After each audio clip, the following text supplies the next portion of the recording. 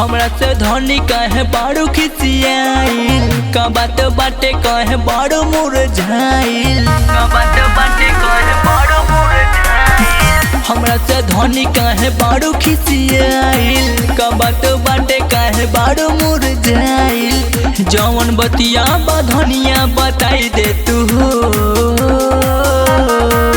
लागे गरमी तू बेनिया डोला ही देता हो, राजा घर में कूलर लगावाई देता हो। लागे गरमी तू बेनिया डोला ही देता हो, राजा घर में कूलर लगावाई देता हो।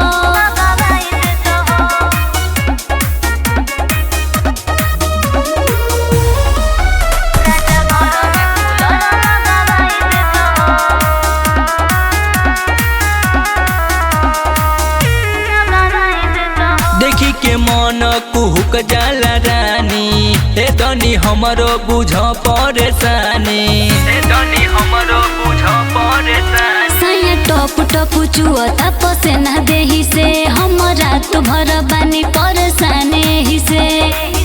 धनी छतु पर बिछौना बिछाइले तू हो। लागे गरमी तू बेनिया डोला ही देता हो, राजा घर में कूलर लगावाई देता हो। लागे गरमी तू बेनिया डोला ही देता हो, राजा घर में कूलर लगावाई देता हो।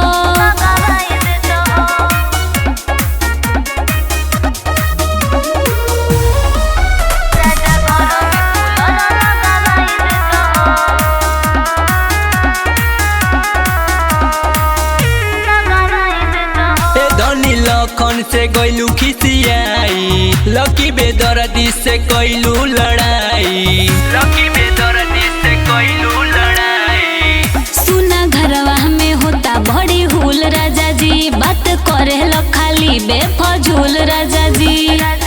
धनी हमरो करे जावा जुड़ाई दे तू हो।